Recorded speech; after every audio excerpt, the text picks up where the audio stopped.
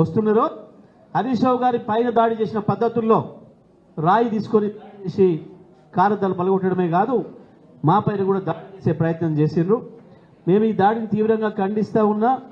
ఎట్టి పరిస్థితుల్లో కూడా ఆ గుండాలపైన సరైన చర్యలు తీసుకోకపోతే వదిలిపెట్టే ప్రశ్న లేదు. ఈ గుండా దాడులు దీంతో భయపెట్టిస్తా అని చెప్పి రేవంత్ రెడ్డి ఉప ముఖ్యమంత్రి మంత్రులు అనుకుంటే మీ తెలివి తక్కువతనం అవుతుంది. ఈ రౌడీజం ఈ గుండాయిజంతో ప్రజల్ని అణిచిపెట్టి పరిపాలించిన వాడు ఎవ్వడు కూడా కొత్త. మీరు చాలా చిన్న ఆకు రౌడీలు. మీరు గతంలో పోయిన నియంత్రణ ముందట చాలా చిన్న వాళ్ళు మీరు. కానీ ఒక్కసారి ప్రజాభక్తి చూపించడం మొదలైతే తెలంగాణ మీరు అడ్రస్ కూడా ఉండరు. చిల్లర వేషాలు మానుకో రేవంత్. ఇప్పటికైనా ప్రతి సందర్భంలో ప్రజలందరూ కూడా విజ్ఞప్తి చేస్తా, మీడియా మిత్రులు కూడా విజ్ఞప్తి చేస్తున్నా. ఏదైనా ఒక సమస్య రాగానే దాన్ని పక్కదారి పట్టించడం కొరకు హింస వైపు తీసుకుపోయే ప్రయత్నం చేస్తున్నాడు.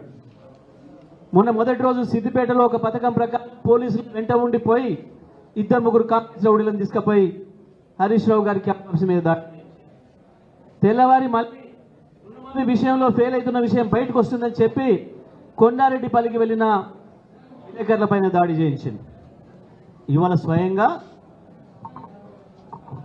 ఖమ్మం వస్తే ప్రజల్ని కలిసి వాళ్ళ బాధలు విని వాళ్ళకు ధైర్యం చెప్తుంటే స్వయంగా హరీష్ రావు గారు మేము 4 మాజీ మంత్రులం, శాసనసభ్యులం, ఎంపీలం, ఎమ్మెల్యేలం ఉన్న బృందం పైనే దాడి చేసే స్థితికి, హీనమైన స్థితికి దిగజారినమంటే అది నీ పిరికితనాన్ని తెలియజేస్తుంది తప్ప నువ్వేదో గొప్పోడి మునగాడు అనుకోకు.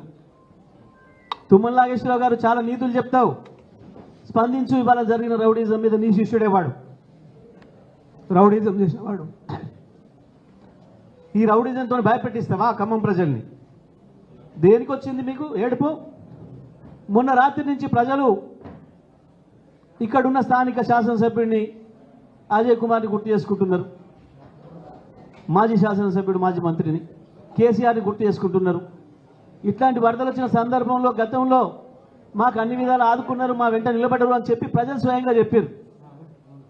మీ ప్రభుత్వం మొద్దు నిద్రలో ఉండగానే ఆ ప్రజలు చెప్పారు కాబట్టి, ఆ ప్రజల ఆక్రందనలు విన్నారు కాబట్టి మీ పిఏలో మీ ఇంకో ఎవరో లేపితే లేచి వచ్చారు. అప్పటిదాకా ఈ రాష్ట్ర ప్రభుత్వం మొద్దు నిద్రలో ఉంది.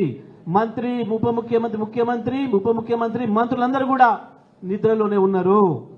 ప్రజల దాడి, ప్రజల మాటలు విన్న తర్వాతనే లేచి వచ్చిండ్రు.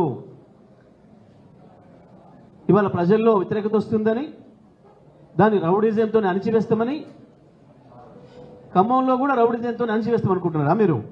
ఖమ్మం ప్రజల చైతన్యం ఏందో తెలుసు, మీరు చాలా సందర్భాల్లో చూసారు.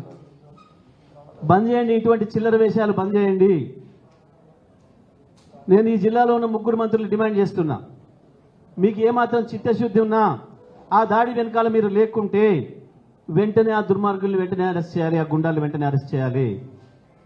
పైగా కాన్వాయ్ ముందు నడుస్తున్న మా కార్యకర్తను కారు కిందకి నెట్టి ఆయన చంపే ప్రయత్నం చేశారు.